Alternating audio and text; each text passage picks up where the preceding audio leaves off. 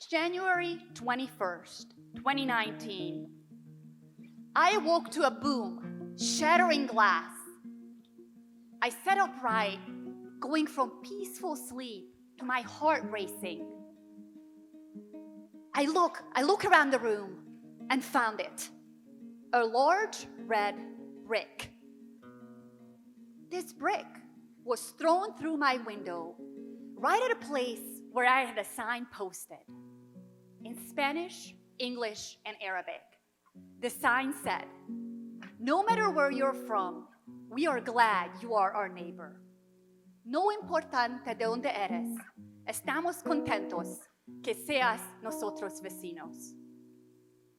As if this sign didn't communicate my feelings, I also had Black Lives Matter yard signs posted all over my yard. You see, this wasn't any ordinary January day. This was Martin Luther King Jr. Day. And I, a nice white woman, having lived in Nacogdoches for 2.5 years, was the target of vandalism and violence.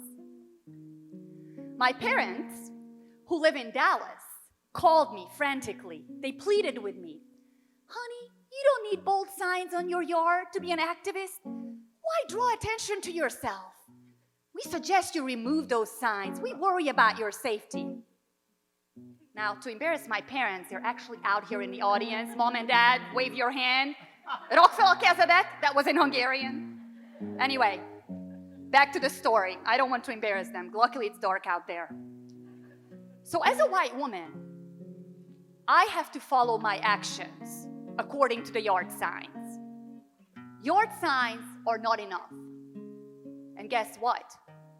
I can't remove my Black Lives Matter yard signs to make other white people feel comfortable. Not in an age when my black neighbors and friends are harassed by the police. In an age when my black neighbor, Demond, a 14-year-old child, is interrogated by the police for why he is in our community garden.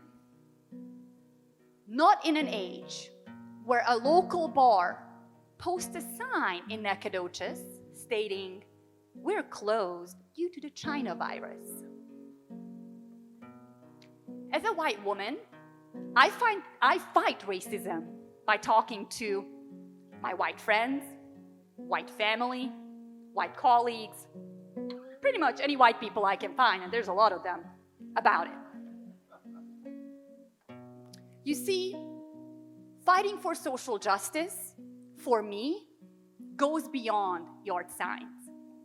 It's quite literally in my DNA because of the stories of my grandparents and great-grandparents. My great-grandparents, Miklos Fischer and Maria Klein, were born in 1896 and 1898 in Ajak, a small town in Hungary. They were gassed in Auschwitz. Their crime? Being Jews. Thankfully, my grandparents fared better thanks to the kindness of strangers. My grandmother's stories fill me with relentless hope, with relentless energy to fight for social justice. My paternal grandmother, so my dad's mom, Évi Nagy, is 93. She lives in Budapest, Hungary. She survived the war due to an unlikely ally. A newspaper vendor by the name of Rose or Rozsika risked her life and her son's life and hid my grandmother and her family in a cellar for several months.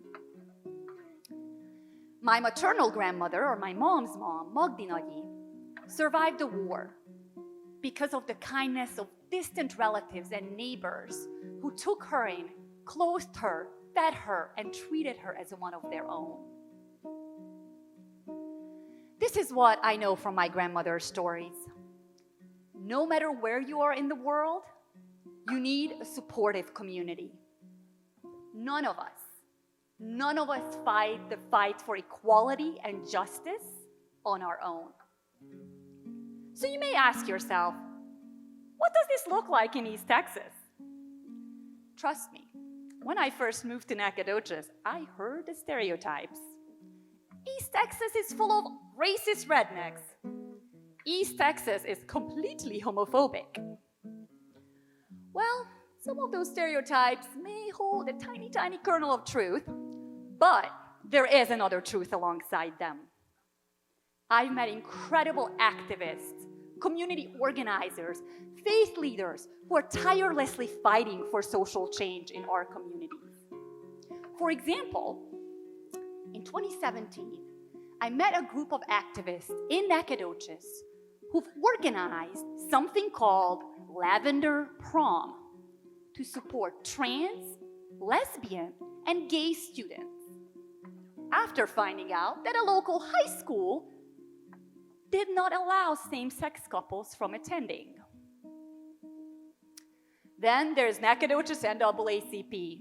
They've organized a vibrant Juneteenth celebration this year, back in June, to celebrate Black history, Black identity, Black culture, and Black pride in downtown Nacogdoches.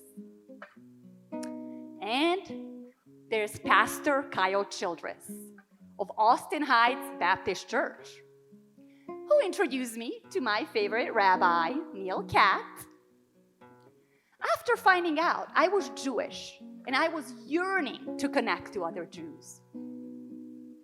As for the hateful incidents, they at times strengthened my resolve to fight for social change.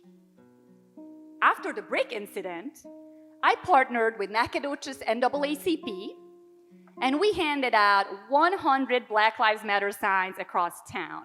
Because guess what? They tried to shut us up, but they sure couldn't. I've also had the great fortune of serving as a faculty advisor for an organization called SFA Hillel.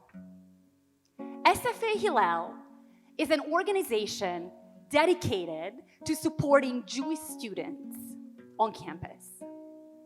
This year, for the first time in SFA's nearly 100-year history, we organized the university's very first Holocaust Remembrance Day, or Yom HaShoah in Hebrew.